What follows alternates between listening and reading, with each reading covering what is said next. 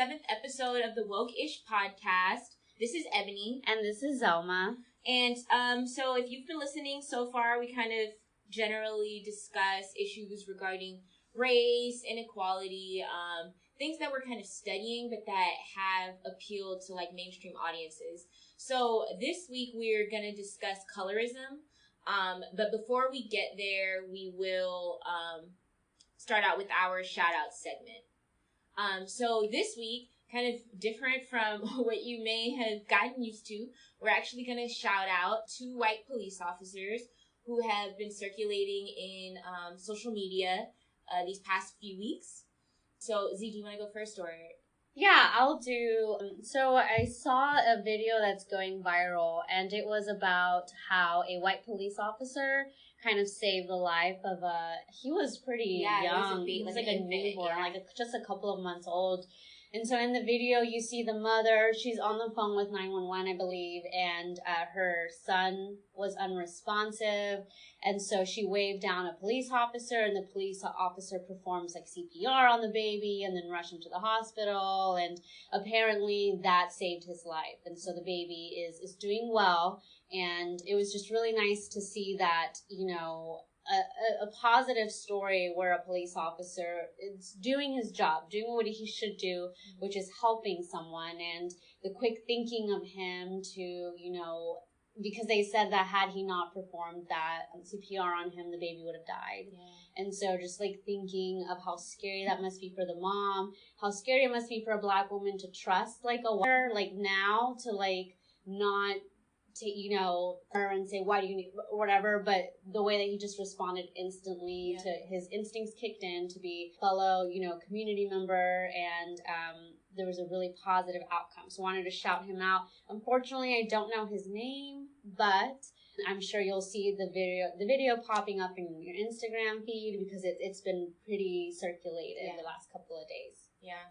And so for the second shout out, there's another police officer whose name I actually don't know either, but he polices in Memphis, Tennessee. So this past week, Michael Hayes, a Black real estate investor, was inspecting a house in need of repairs.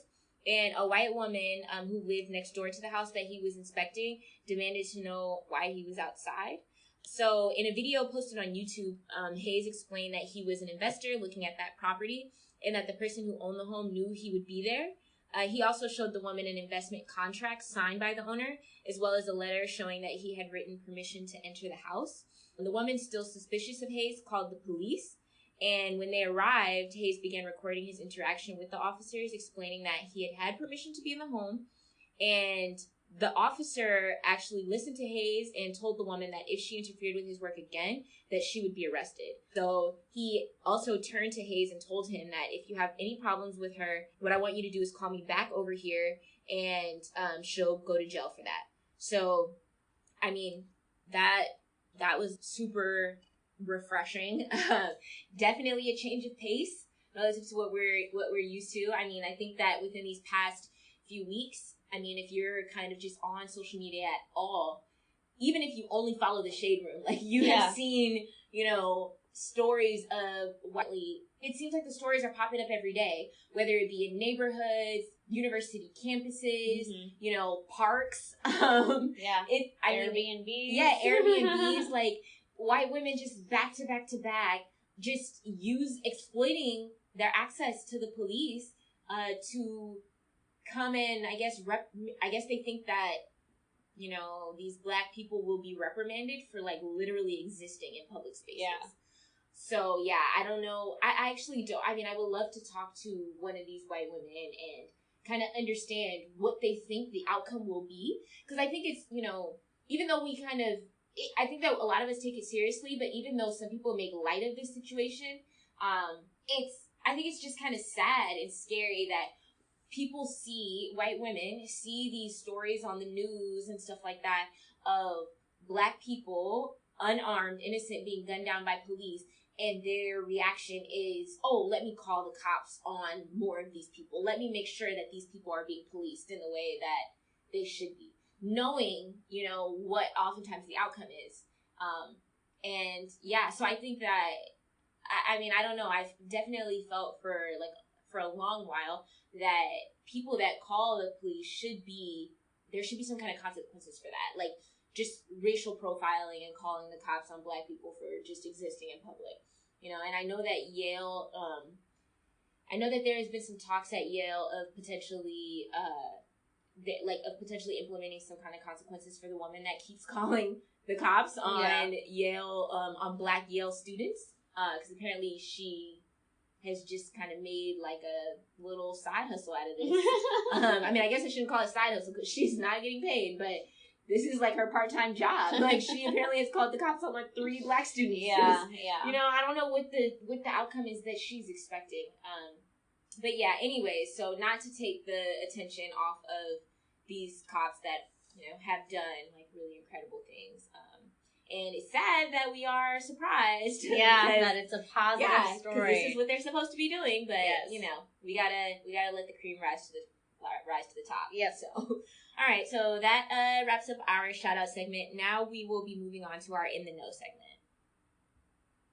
So now transitioning into the In the Know segment. Okay, so we have 2 things to talk about, and since our main topic is on colorism, we're going to talk about Cardi B beef with Azalea Banks in a little bit, because she kind of hits on some of the colorism talk that we're going to discuss, but wanted to just start off with, I don't know if you guys have seen this, but the parody of This Is America by a YouTuber named Nicole Arbor. And so Charlemagne gave her Donkey of the Day. And so if you guys haven't seen her parody, it is based off the music video of This Is America by Childish Gambino. And it's supposed to be, I think, about the plight of women. But in quotes, you know, white women, because I think it doesn't hit on a lot of the, if you guys heard our feminism episode, doesn't hit on a lot of the things that, like, no mention of maternal mortality, no mention of, like, racism. So shameless plug, if you didn't hear that episode, you know, go back and check that out. I think that's episode 3. Yeah. And so in her tweet to defend her video, because she got a lot of hate from the internet, a lot of people dragged her, one, telling her that it was not well done. Like, I think she used to be like a dancer for the Toronto Raptors. Oh. So you would expect better. But they were just saying, one, the quality of the music video was just so like shitty compared to the thought that it was put into Childish Gambino's video.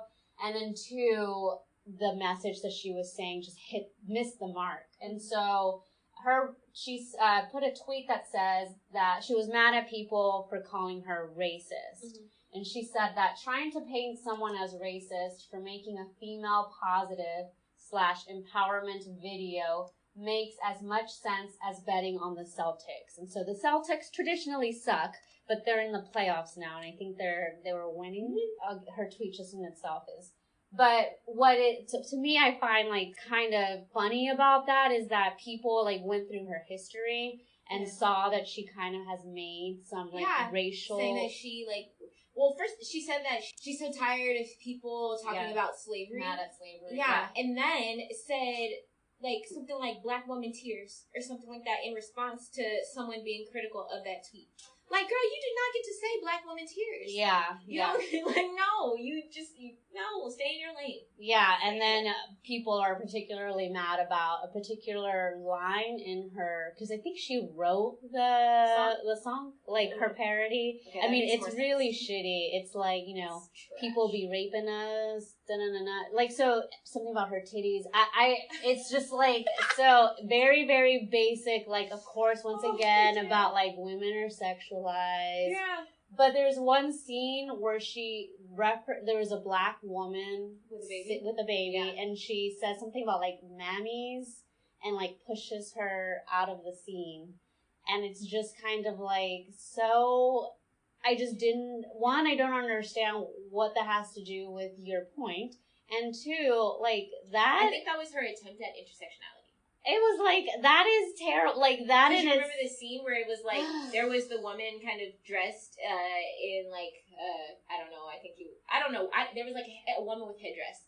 And then there was a woman beside her, I think a white woman. I can't really remember. But there was a woman beside her, I think maybe in a bikini or something like that, that were, you know, they were trying to draw that kind of contrast between, like, fully, like, completely covered up, and then a woman that is not as covered up. So I think she was kind of making subtle and very poorly executed attempts to, like, showcase what, or highlight what intersectionality is. And I feel like it's just for show to be able to say, oh, look, there's some people of color in this video. Yeah, but it was just because, I mean, that in itself has so much history tied to racism, and the fact that, like, women of color were used to feed the children of white women. Yeah. But, and then her just being mad at people for being mad at her instead of saying, maybe I was wrong, maybe this, and it was, and she was like, but I was so inspired by his video, it really hit me in a way, and so then do your own shit. I know. Be creative. Don't, like, this is, and I think that one thing that I was surprised about is that I saw a lot of, there were a lot of people, white people, who were very critical of the video too. Mm-hmm. But were telling, like, for instance, Vice posted the video, and they were saying, like, well, why are you posting the video? Why are you giving her, you know, publicity and stuff like that, and basically free promotion if it's so trash? And it's like, well, I think that this is a very important attempt to showcase to white America what it is that happens to people of color constantly, where our shit is co-opted, our shit is colonized, you know, it's appropriated. And when there are major instances like this that emerge, and we say those things, people are like, what, when? We don't do that. And it's like, no, it's because we don't talk about the issues enough when it happens. So this is not the first time this has happened, and it's not going to be the last. But it's like, no, we need to showcase these things so that when we do, you know, in the future say, these are the things that you guys do. We cannot have our own shit. You have to somehow co-opt it. Yeah. Nobody's like, what? That hasn't happened? Yes, it has happened. Yeah, and I think, so I saw a comment that someone left, because, you know, you made a post about it on our IG page, and then someone made a comment, and their avatar, it looked like a person of color, it looked like a guy, and he said, is this colonization, or is she just pointing out women's issues? Yeah. And I was kind of thinking about it, I'm now kind of like, well, she was pointing out white women's issues. Mm-hmm. Like, she wasn't like I said, in our feminism episode, we talk about the high maternal mortality rate that appear for Black women, which is something she didn't talk about at all. Doesn't know about it at all. Yeah. If she wrote the song herself, she can't write about something she doesn't know. Yeah, about how, you know, women, you know, Ebony a couple of days ago shared with me a speech by Jane Fonda, where she talks about how, you know, women of color there's so many women of color being incarcerated, they're outpacing men. Doesn't talk about that in her video. All she talks about are the standard, like, sexualization.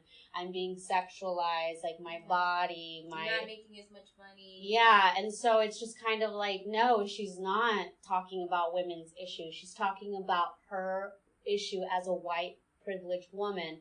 And so my response now would be, no, I don't think she is. I think it is colonized, because she's not only just excluding the plight of people of color by making it just about, like, it's kind of like she's equalizing, like, yes, the plight of people of color is bad, but so is women. Yeah. So I have an issue with that, because I would say, like, no, sexism and racism are different. You can't put them, like, on the same. I would argue that this oppression can't be quantified in that way. It's so different. And so I think that it's right for us to say that it is colonized. And I'm so frustrated with, my biggest frustration with white feminism is that white feminists act like issues impacting people of color aren't also impacting women. Yeah. There are women who are people of color.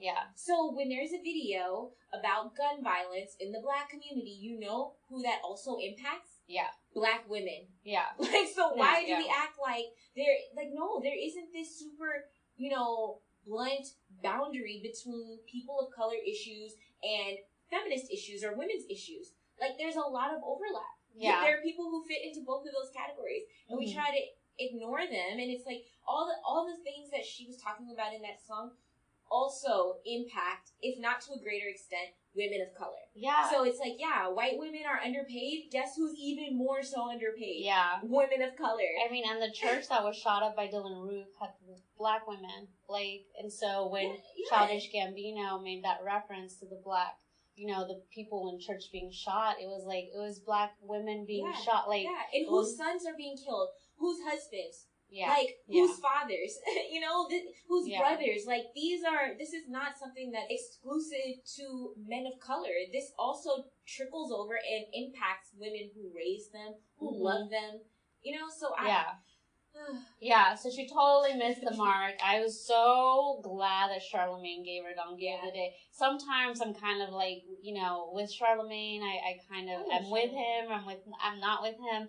But, like, I totally enjoyed him and then he was really upset that she took her comments off. Yeah, and she did. He was like, everyone go to her comments, and they were like, no, I think she took them off. Yeah, someone commented on our post that, like, yeah, she took those comments right down. Actually, someone tagged us in the fact, like, in someone else had posted about her tweet about slavery, and so it's like, how can you be upset saying that people are calling you racist?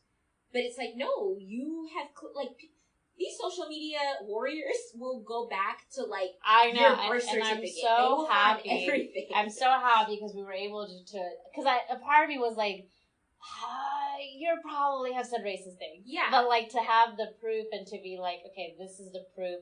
And, like, she makes like, she's a YouTuber. Yeah. So if that's not what you did, then maybe I'd be like, fine, take your comments off, go live your life, like, do whatever. But if this is what you do, if your job is to try to get as many views, if your job, like, you did this for a reason, you did this so as many people as possible could watch this. And so if you're mad that people didn't accept it the way that you wanted it to, and I think she knew.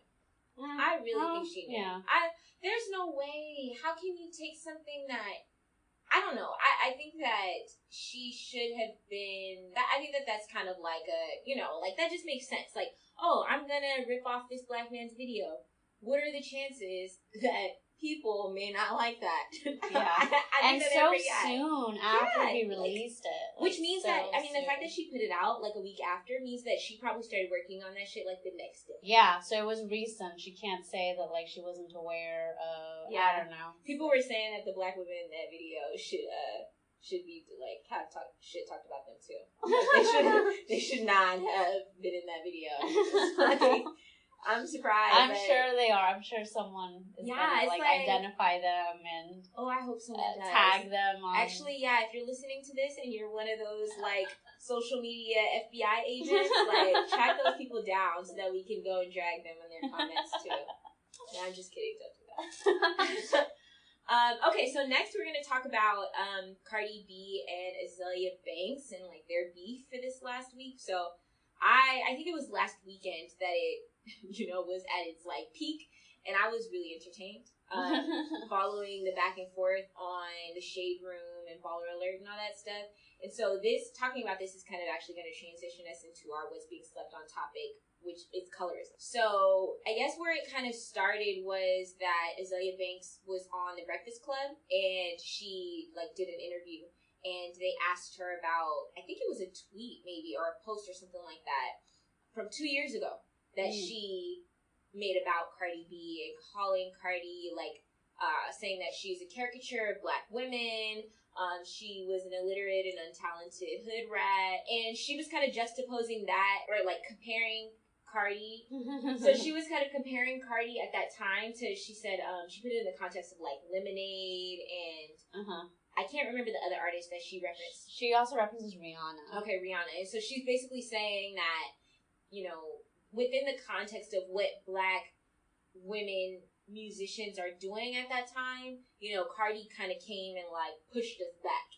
You know, she's saying that we were making steps forward, there's a lot of progress, and Cardi is kind of, like, being exploited by the industry and, you know, like, being pushed out as this, you know, stereotype of a black woman, essentially. And so I guess from there, Cardi responded by calling, calling Azalea Banks ugly, and, you know, say all these other things, like, that are talking about, like, the way that she looks and all of that. So they, from there, go back and forth a ton. Mm-hmm. At some point, Cardi deletes her Instagram. Yeah, which made me sad. But she doesn't need that for Yeah. She doesn't need that right now. She doesn't need that stress. But then it was like she deleted it, but then she was still somehow posting about, like, the shade room was still getting, like, stuff from her. And her publicist, like, which I thought was ridiculous. Like, why would you have your publicist, you know, furthering this, like, it's just unnecessary. Yeah. But one thing that I thought, you know, like, kind of taken away from this is, like, if you look at the contrast, like, one thing that Azealia Banks brought up a lot was that, one, Cardi B, I guess, entered the media, or not media, but, like, public eye as a Latina. Mm-hmm. I'm not even sure if she was specifying Afro-Latina, but as a Latina, and then when she started rapping, she transitioned over into, like, identifying as a Black woman. So Azealia Banks highlighted that a lot. She also talked about how Cardi in the past has talked a lot of shit about dark-skinned women, called them all kinds of names and everything. Previously, I guess, before she started rapping, used to get mad at people when she would be referred to as Black.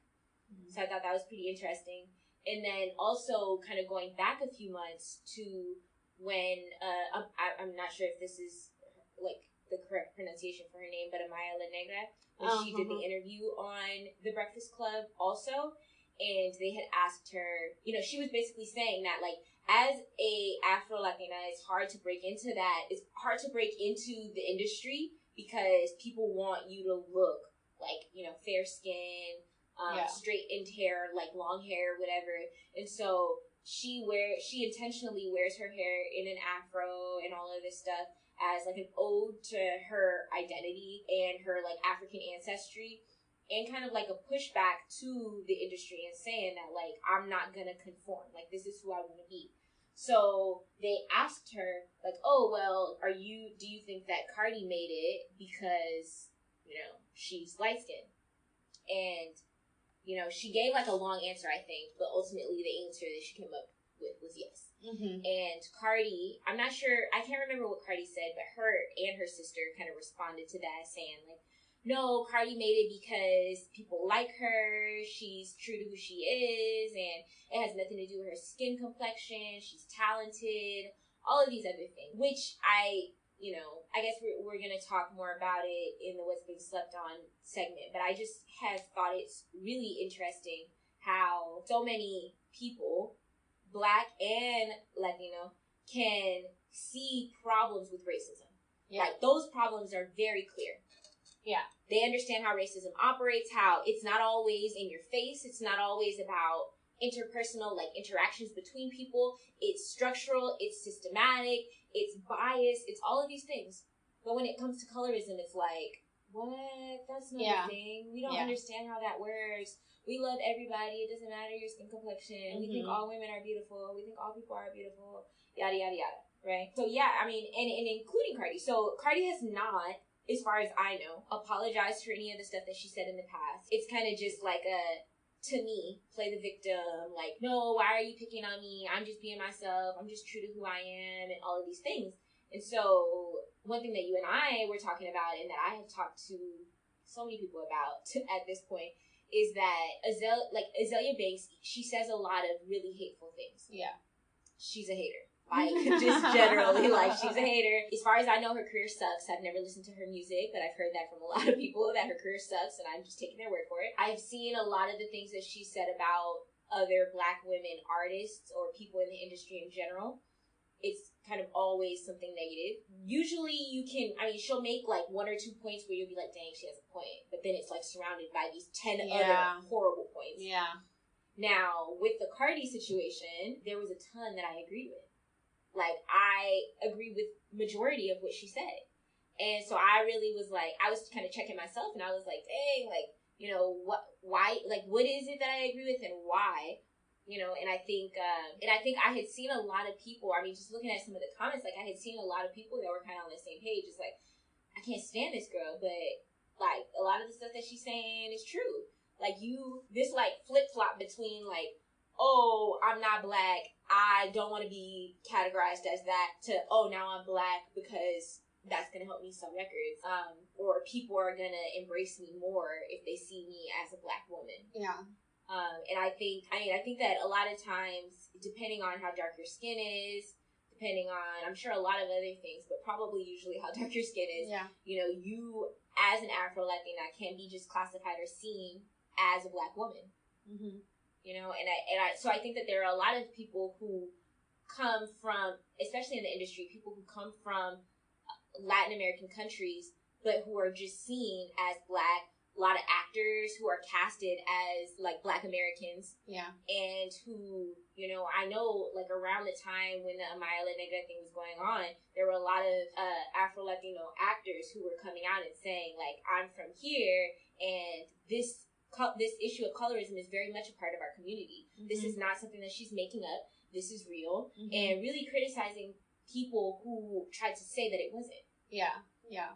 So, I mean, I guess, like, as a Latina, so I remember actually, when I was in college, I took a class, gosh, I can't remember the name of the class, but there was a girl in the class named Kenya, who was from Mexico, but looked Black. And I, like, that was the first time I had ever, like, it had just never occurred to me that there were people of African descent in Mexico. Yeah. And so, I mean, just because, you know, like, I grew up in Southern California, like, I mean, LA is, I would say, 70%, maybe 60-70% Mexican. Mm-hmm. And so I had, it was, my perception of what people from Mexico looked like was, you know, very, I don't know, what's the word? I guess it was framed within that context. Mm-hmm. And so seeing her was just, like, really confusing to me. You know, it's like, I mean, once it was kind of explained, it's like, obviously, you know, that makes sense. Yeah. Like, slaves dropped off everywhere. Yeah. But because I had just never seen someone that, like, looked like that and all these things, like, it forced me, not forced me, but I was so curious after that I started doing, like, research. Like, what, you know, where do these people, what part of Mexico do these people live in? Like, you know, do they speak Spanish or do they speak, like, some kind of, you know, other, like, dialects, some kind of indigenous language and all these things, and seeing that they are actually, like, pretty much ignored by, like, the government and all of that stuff. So, yeah, I mean, so being from Mexico, you can, I guess, maybe shed some light on. Yeah, no, I think that, like, Kari's reaction is something that I see a lot of times, and there's no other way for me to frame it but just, like, anti-Black sentiments. And so I think that like, for example, in Mexico, there was this really popular soap opera. And I remember it was like a soap opera for kids. And it was, I know, it was about these kids at a private school. They were probably like 8. So I watched it when I was younger. And it talks about, like, bullying and all this stuff. But one of the storylines was one of her friends was Black. And he talked about how hard it was for him to feel like he didn't belong and how he felt that people treated him different. And I remember, like, watching that and being like, oh, wow. Like, also at that time, I personally didn't know any Black people who were Mexican, just people who were darker skinned. And we would call them, like, you know, negro based on their darker skin, but not anyone who was actually Black. And so that was my first, I was like, oh, wow, like, there are Black people in Mexico. And then talking to my mom, and then, like, she, you know, she was saying, like, yes, like, they're typically from this region and the history of it, and this is one of the ports. And so you'll see lots of more Black people concentrated in this area. But the more that I researched it on my own, I realized that the government just doesn't really ask about how many Black people there are in Mexico. So just kind of highlighting, like, that they're, like, the invisibility of it. And then just being here in the United States with my Latino friends, I definitely see colorism in terms of there are lighter skinned Latinas, like my sister, who can sometimes pass as white. Like, sometimes you wouldn't know that they were Latino. And then there are darker skinned Latinas who are, like, from Central America, even darker than me, but we don't really talk about, like, Black Latinos and so Afro Latinos. And so it's not until I've been really integrated into Instagram and as an adult where I'm having conversations about race where I just notice, like, just so much anti-Black comments that Latinos make when it comes to kind of acknowledging that as a group, Latinos have their own racism against against Afro-Latinos. And so, and then hearing, like, it's like some Latinos can like you were saying, can really identify and say, yeah, white people don't like black people. They treat them like shit. Like, that's fucked up. But then not being able to recognize that they say things like, I mean, like, I've heard Latinas say, like, oh my gosh, I'm so glad I have my hair and not hair like black people. Or being like, oh, thank God that I'm not that dark. Or thank God.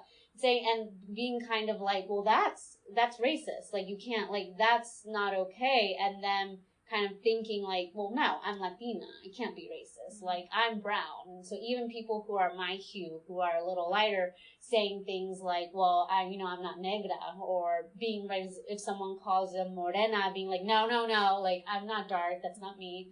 And so just kind of like, I see a lot of that in the community. And so when people, like by you saying, when you're like so like hard on not being identified as black, it's because you think that being identified as black is something negative. Right.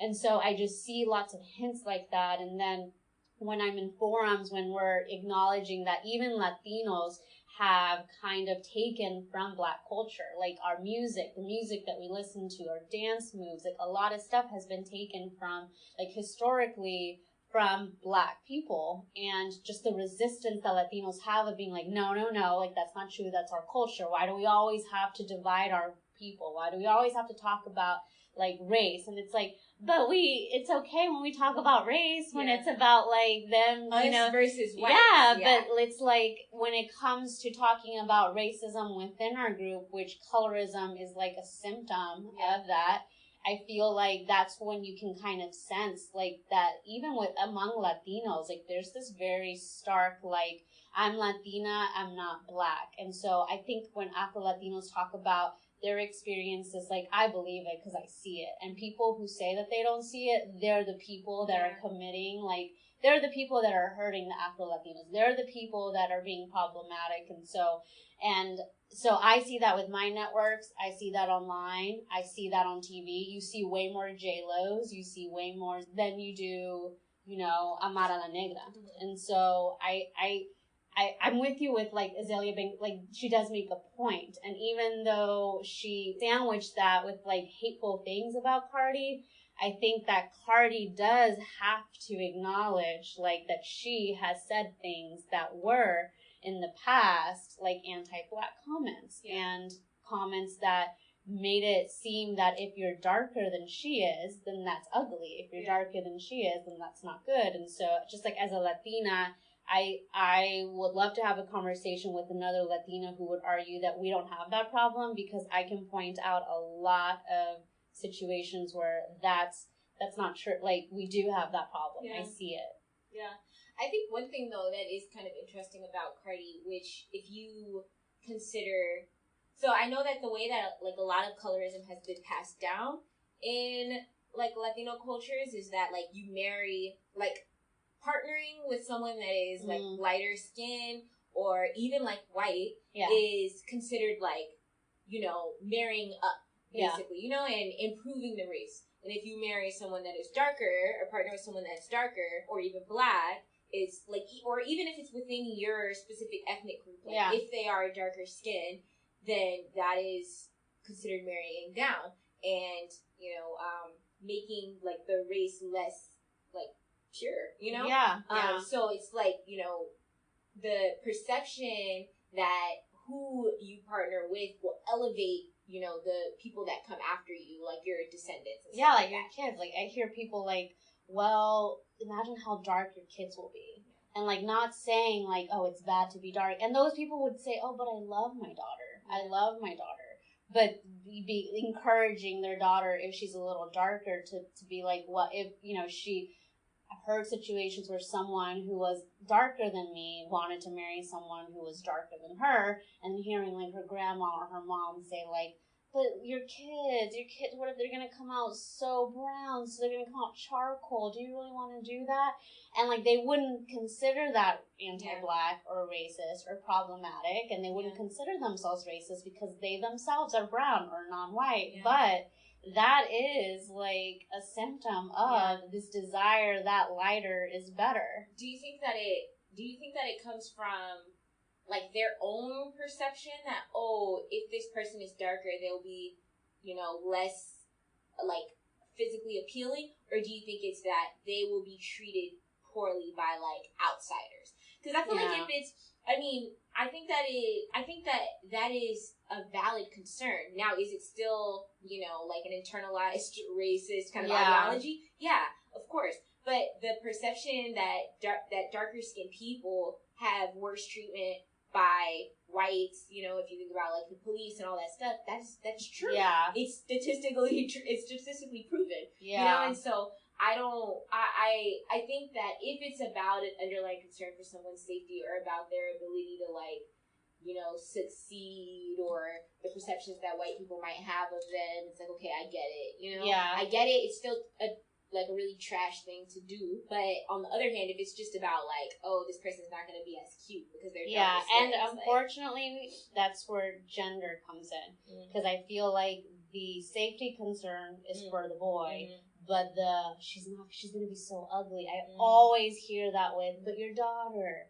Like, never about, like, oh, your son's going to be so dark, he's going to have trouble finding someone. It's always about, like, oh, but your daughter. Like, and so I think that's where, like, the racialization of gender, where gender and race intersect, where, I think you're right. Like, there is this concern of, they might be treated worse, they're going to be treated different for the boy. And in the soap opera, it was the boy, it was his story. And he had, like, a male mentor, and they talked about discrimination.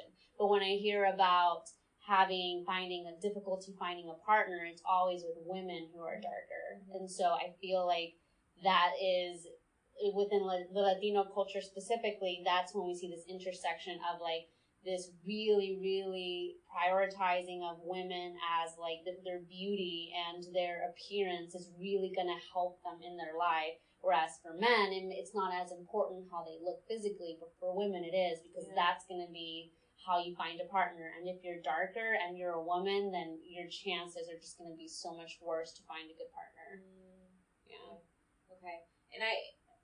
Well, I guess we can stop there. We can transition into what's being slept on. So I strongly suggest that you wake the fuck up. Okay, so now transitioning into our What's Being Slept On segment, Selma's gonna really quickly define what colorism is. Yes, and so colorism is prejudice or discrimination against individuals with a dark skin tone, typically among people of the same ethnic or racial group, but not always, and kind of associating people with darker skin as more threatening and less preferred than people with lighter complexion. And so what's different about colorism than what we've usually been talking about in terms of racism and discrimination is that this time we're talking particularly about issues within racial minority groups. So not just, acts perpetrated by the white dominant group, but, like, our own prejudices in our own racial ethnic groups.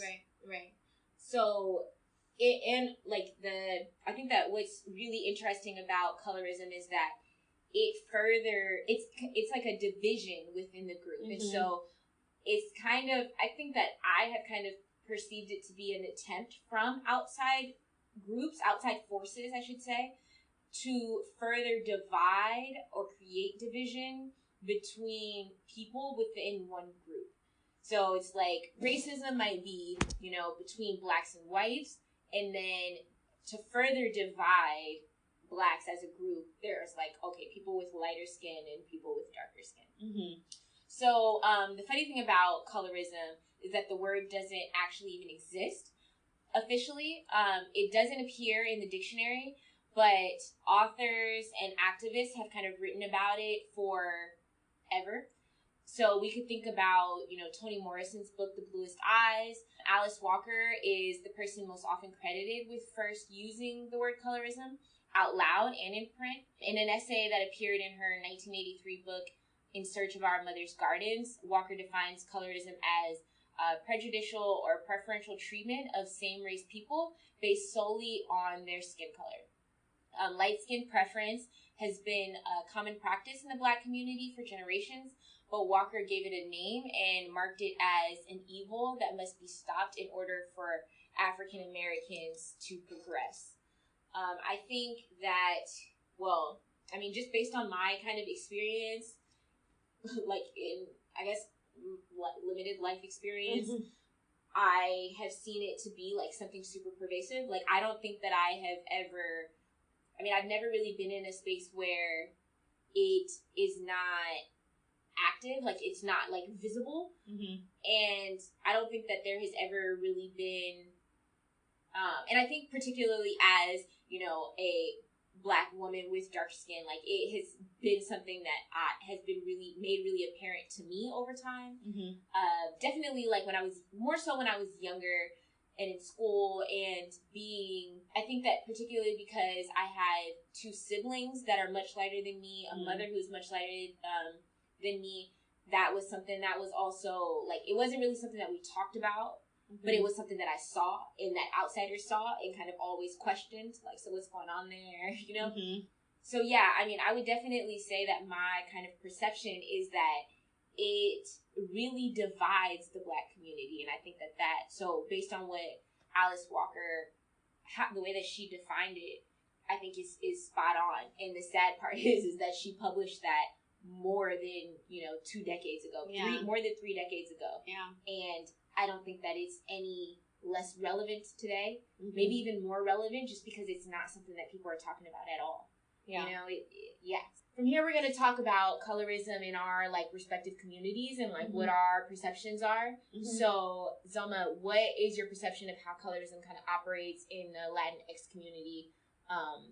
We talked a little bit about it in the know segment, but just, as a continuation of that. Yeah, and so it's similar to you. I'm in my family, my mom and my sister are lighter complected than me, and it was more highlighted growing up, where it was like just like qualifications, like you're pretty for your skin tone, or like calling me morena, or just saying like really referencing how pretty my sister was, and just like kind of or people saying like, oh, you don't look anything alike.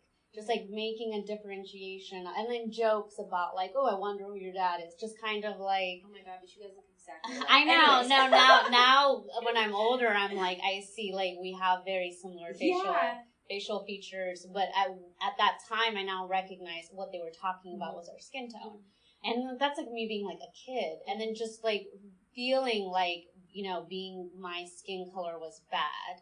And in terms of actual like outcomes, in terms of like evidence, there's a sociologist, Margaret Hunter, which is what Ebony and I guess we're sociologists in training. She has a book called Race, Gender, and Politics of Skin Tones, specifically about Mexican Americans, and she writes that Mexican Americans with lighter skin earn more money, complete more years of education, and live in more integrated neighborhoods and have better mental health than darker skinned Mexican Americans. And so it's not just an aesthetic thing. It's not just a self-esteem thing, but it's like something that also correlates with actual outcomes for people. And I know that there's evidence of this in other racial ethnic groups as well. But in terms of the Latino community, I mean, I think like J-Lo may be like the darkest that can be considered kind of like beautiful, but in like the novelas, in a lot of TV, like everyone is light skinned. And actually, I mean, just thinking about Latinos, like even if they are darker skinned, like we were talking about earlier, like they are kind of passed on as Black. So even like Zoe Saldana, right?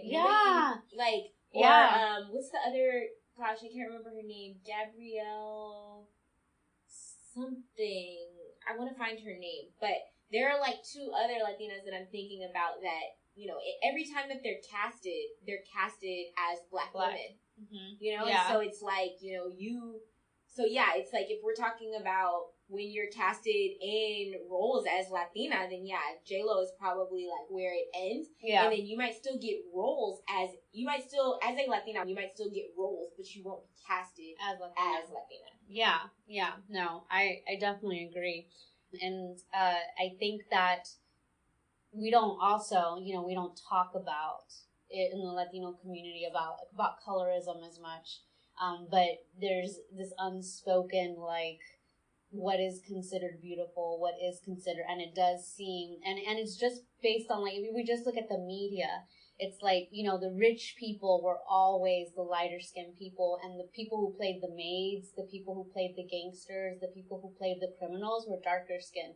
And so growing up, when I was watching TV, like, that's all I saw. The people who looked like me were the maids, and the people who looked like my sister and my mom were the rich people in the houses. And I, like, as I'm older and being able to recognize that and be able to see, like, whoa, that's like kind of like, not everyone looks like, not everyone has blonde hair. Yes, there are some Latinos. I know I have friends who have blue eyes and they're South American and they speak Spanish and they're Latino. But I also know a lot of other Latinos who are darker skinned, who have darker hair, who don't look like that, but we're portrayed and represented in such different ways. And so I think that sometimes we don't, in the Latino community, we're not very good about admitting that and about being, like, recognizing our own issues of, like, potential prejudice and discrimination within our community. And so it makes me really happy to hear the stories of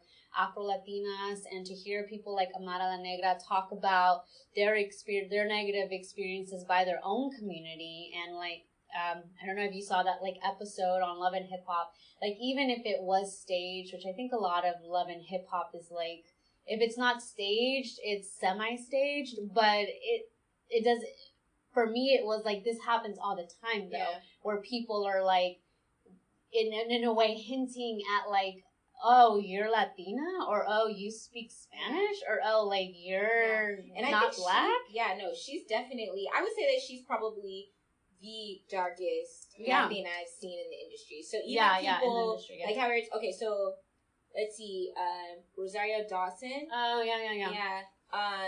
Apparently Yaya da Costa. But, I mean, she's Afro-Brazilian, so I think that might be a little bit, I don't know, that I think that's a different conversation. Dasha Palenko. Oh, yeah, Dasha from Orange is the New Black. And Tessa Thompson. You know Tessa Thompson? Mm-mm. This girl? Oh, yeah. I didn't know she was Afro-Latina. She's Afro-Panamanian and Mexican. What? Yeah. I didn't know that. I love her. She was originally in the movie, she was in the Avengers, not the Avengers, but in one of the superhero movies. She's in Creed. And then she was also in, like, Dear White People, the movie. Yeah. I like her. Yeah, I didn't know she was Latina. Yeah.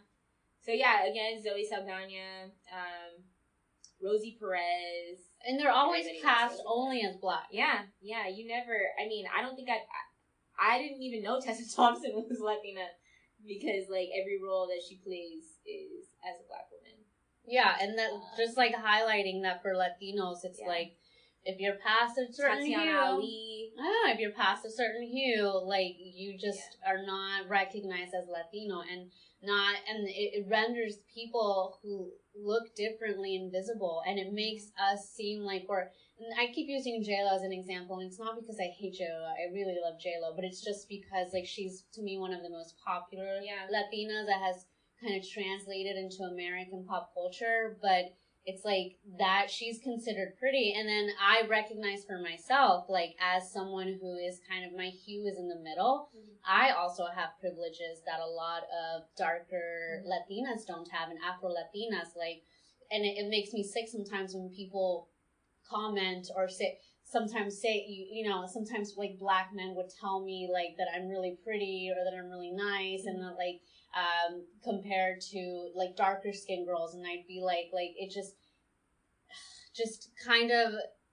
and then but not being able to say, like, I benefit from that as someone who's lighter complected, even though there are people much lighter than me who benefit more.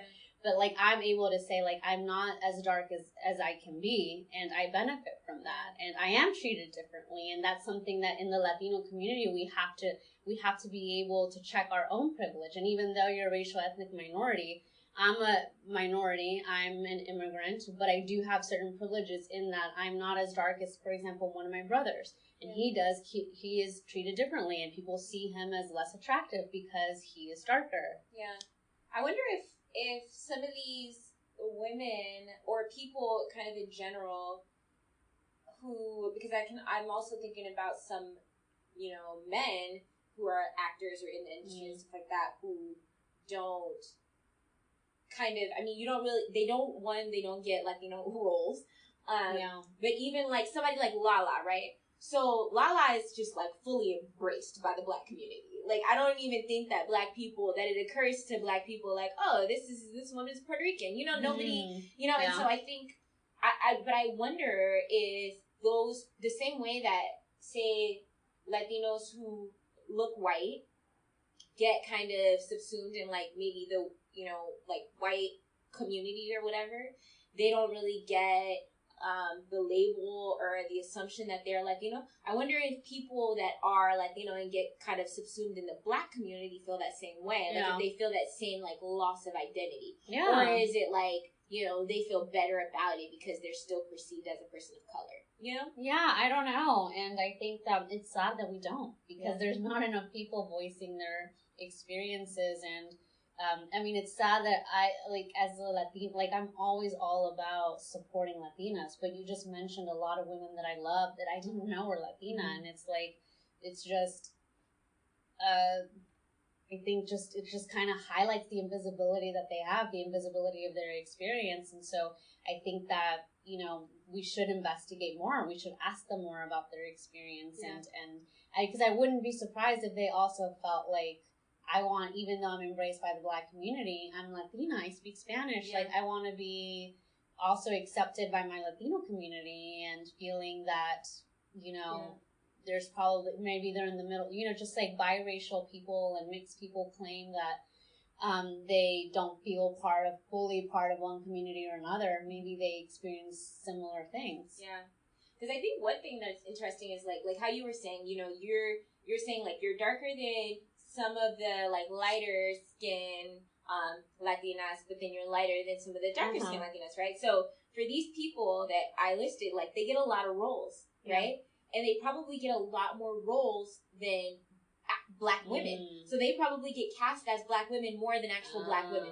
And so they might not be getting cast as Latinas, but it's like, well, is this as bad as, say, to be a Black woman in the industry? You know? And I think that sometimes I think that that's the issue, that's the kind of underlying issue with colorism, right? Is like, within communities of color, how much attention do we give to colorism when it's like we are privileged among the, like, quote unquote underclass? It's like, so we are more privileged among an oppressed and marginalized group. So do we have claim to privilege? And I think that that's one of the biggest issues within the Black community is people, when you point out issues of colorism within the Black community, it's like, well, we're still Black. Like, we're still mistreated. We still don't have as much as these other people. And so, and it's also hard to, even if you look at, like, research on colorism in the Black community, it's so hard to do. The research is so hard to do because you might do, like, say, qualitative stuff where you're interviewing people about their experiences, but how do you measure that? How do you measure, this person who's darker skin is more discriminated against than this, lighter skinned person? Like, how do you standardize that? Like, it's so difficult. And I think that a lot of times colorism gets watered down in the Black community because it becomes all about aesthetic appeal, So there are a lot of talks about, there are mostly talks, I think, where the colorism kind of conversation of that community is kind of stagnated is like talking about, women that are, have lighter skin or who are biracial or multiracial or whatever, kind of being perceived as prettier or valued more than women with darker skin. But the conversation is bigger than that. Yeah. So yes, we do want to talk about how, little girls, little brown skinned girls or little dark skinned girls are treated. We do want to talk about how, men place more value on women with lighter skin. Yeah, those are important conversations because we do want to think about how women kind of grow up to be confident and all of these things. But then also, if you think about men and how men with darker skin are perceived as more threatening, more violent, and people fear them more. And I mean, just in terms of what it means to be a black man in America is like the darker that you are, the further from whiteness you are, and the blacker you are. Like it not just in terms of skin complexion, but also probably in terms of behavior and in terms of identity. There's this assumption that like if you are lighter, then maybe there is some whiteness going on in there, and then maybe you'll be more like I don't know, with like whitewashed, I guess. Is I think the perception. And so if we think about all the different ways that because for men, it's not that I don't think that there is no I don't think difference in terms of who's desired for men based on skin complexion. I think there a lot of people talk about how back in the day, like in the 90s, light skinned men were like in, like they were all the rage, like all the like quote unquote pretty boys stuff and all that stuff was really popular then, and now everybody kind of like wants the dark skinned man and all of that stuff. So men don't really have that issue, but then they have the issue of racism from outsiders. And so it's like, well, what should we pay more attention to? Like this colorism issue doesn't get as much, doesn't see the light of day as much, and isn't really discussed as much because it's like, no, we need to prioritize and privilege this race conversation. This conversation that actually may have more bearing on your kind of everyday lived experience, more bearing on your life outcomes and your trajectory and stuff like that. Like I remember this I took a class on American slavery during my freshman year, and the professor was a very, very fair-skinned older black man, and he told us we had a week or maybe a few weeks where we were talking about colorism and reading about it and stuff like that. And he told us a story that was, I mean, it was like heartbreaking. He told us a story about how he had a twin brother who, like, they looked, almost identical, except they were different skin complexions, and his brother was way darker than him.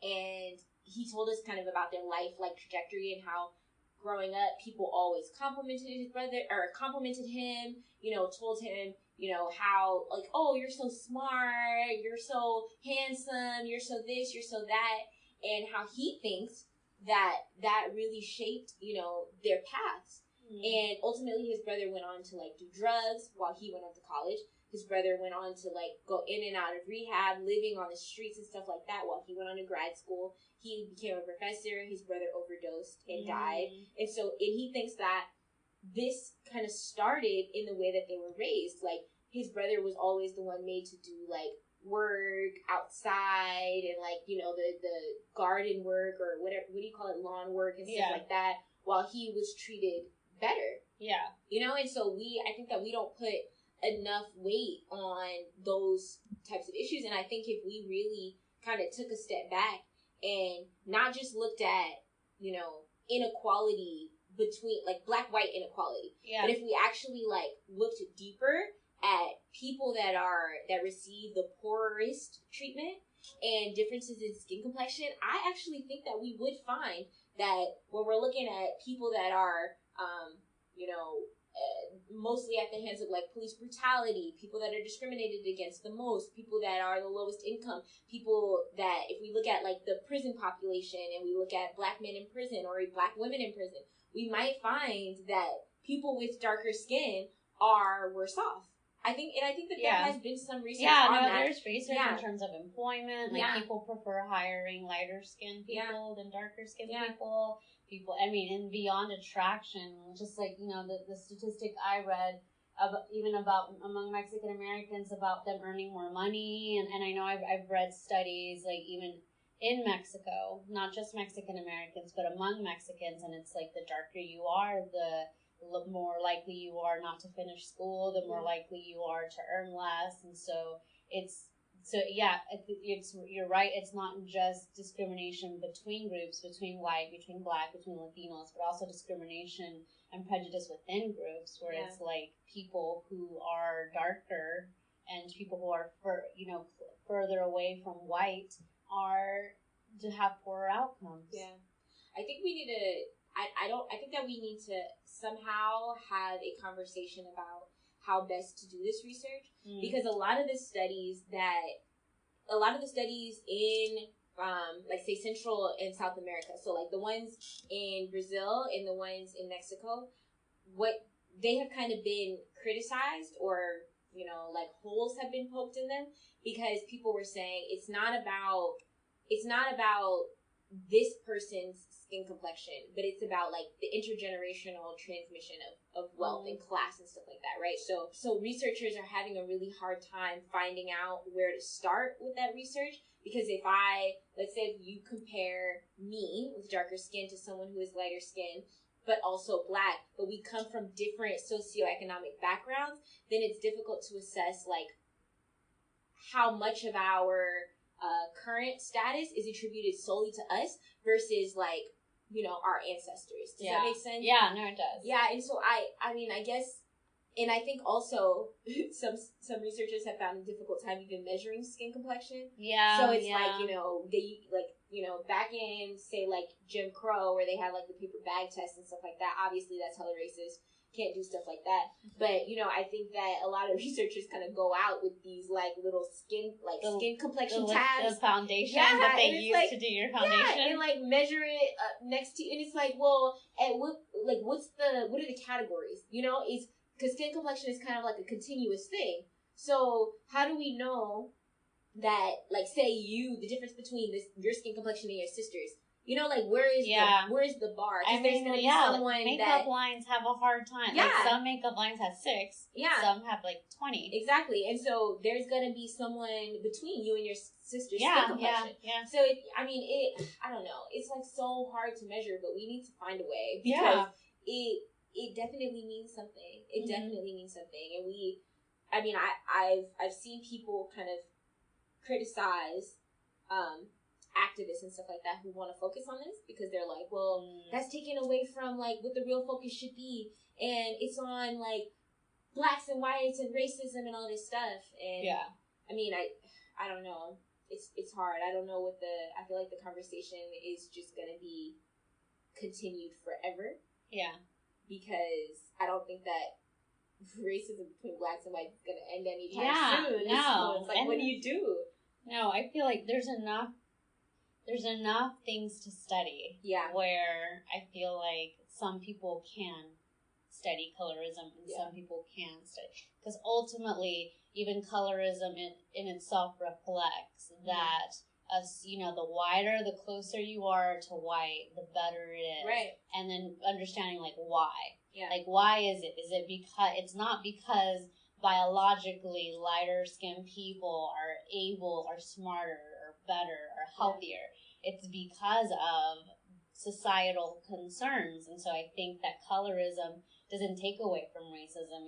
In fact, it adds to it. It adds to our argument, saying like, this seeps into our own communities, and we even do this among ourselves, where like white people don't even have to be present for us to be able to divide amongst ourselves and to have these prejudice and these ideologies and enact them on each other. Yeah, I think that we are kind of being used as pawns. Definitely.